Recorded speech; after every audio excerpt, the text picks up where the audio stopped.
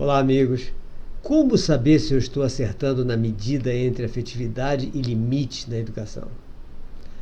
Na primeira edição daquele meu livro Afetividade na Educação, eu comecei fazendo um paralelo entre afeto e lógica, entendendo lógica como exercício dos limites, né? Nesse paralelo, vemos que o lucro rápido, o tirar proveito, o ter mais, parecem ter substituído os valores emocionais, os valores humanos e as virtudes pelos valores do consumismo. Eu recomendei na época e continuo recomendando até hoje que todos assistam ao filme Escritores da Liberdade. Um filme com ensinamentos fantásticos, não só para docentes, mas para todo mundo. A professora Erin Grunwald, protagonista da história, consegue conquistar a turma e garantir o sucesso de todos os alunos de uma das mais complicadas turmas de escola pública da periferia, com inteligência, criatividade e, principalmente, muito afeto. O único ponto negativo em sua vida, nesse período, foi o abandono da sua vida pessoal. Mas eu acredito que ela não estava preparada para esse enfrentamento e, ao mergulhar na busca de soluções, acabou perdendo seu casamento. Nesse filme, vemos também o exemplo negativo de um sistema de ensino e de um professor exclusivamente lógico, sem qualquer capacidade de gostar de seus alunos. E, ao contrário do personagem principal do filme, que consegue tratar todos os seus alunos com limite de afetividade, esse considera cada aluno como se fosse apenas um número em um conjunto de outros números. Infelizmente, sabemos que há professores assim espalhados por todas as escolas. São aqueles que eu chamo de sabotadores, lógico, plagiando Pichon Rivière na sua teoria dos grupos operativos. Mas temos que aprender a conviver com esses sabotadores, já que eles estão espalhados por todos os lugares e em todas as profissões.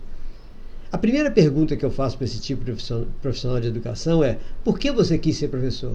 E também, por que você continua sendo professor? E eu repito a mesma pergunta para cada docente revoltado que eu encontro. As respostas variam muito. Visitei cidades em que cheguei a suspeitar de contaminação, ao conversar com o secretário de saúde e receber a informação de que há um elevadíssimo índice de professores Rivotril. Será falta de preparação durante a faculdade? Para a realidade de uma sala de aula? Ou será falta de preparo para o entendimento da própria vida, erro proveniente, por exemplo, da educação doméstica equivocada? As duas opções estão corretas.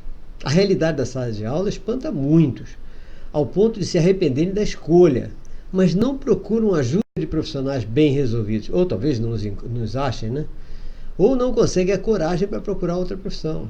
Com isso, se mantém no emprego como um verdadeiro escravo, em sacrifícios diários, o que explica o uso de medicamentos controlados. Quem sofre são os alunos. A falta de preparo para a vida torna as pessoas carentes, sem sequer saber a razão, o que as desestrutura emocionalmente e as impede de criar uma relação afetiva com seus alunos.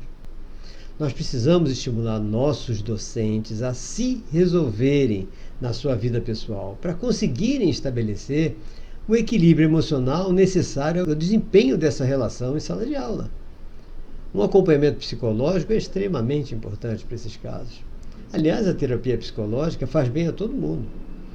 Bom, voltando ao equilíbrio entre afeto e limite na educação, educar é construir a capacidade de entendimento de mundo na criança ou até de adultos, observando o limite entre construir a sua capacidade e intervir nas suas conclusões pessoais. Muito importante isso.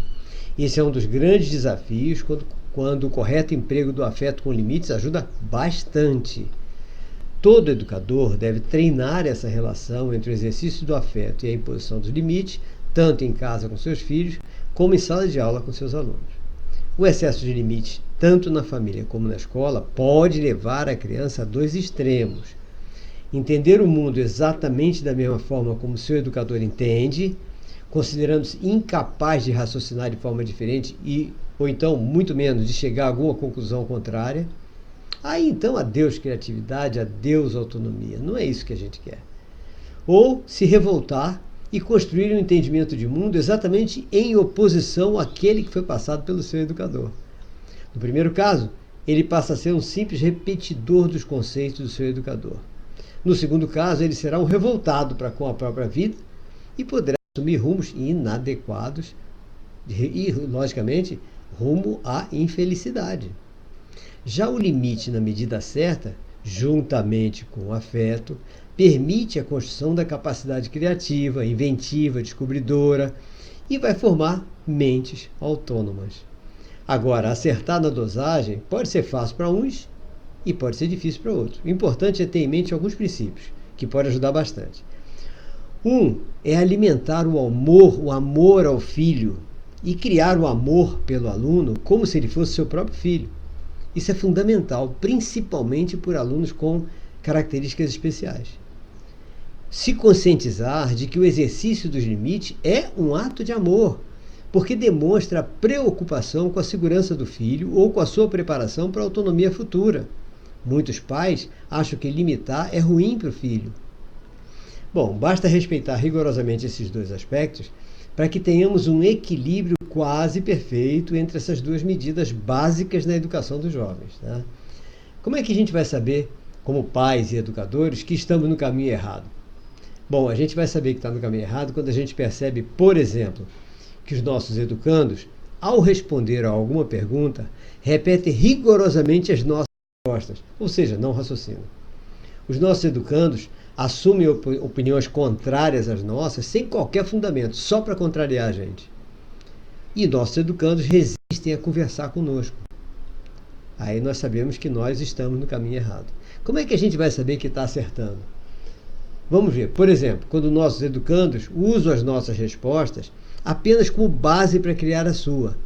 E essa resposta dele pode ser diferente, até contrária à nossa, mas não é para nos contrariar.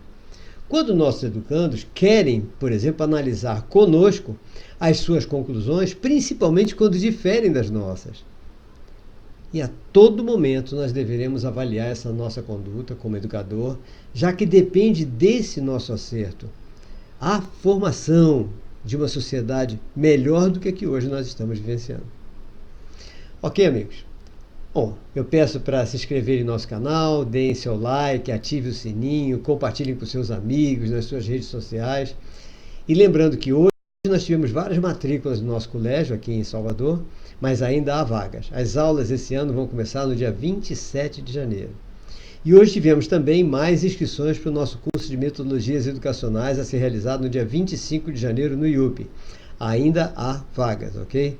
Nós já temos a Escola Presidente Médici inscrita, nós já temos a Escola Meire Silene inscrita e está aberto. Aguardo todos vocês. Recebam então um forte abraço.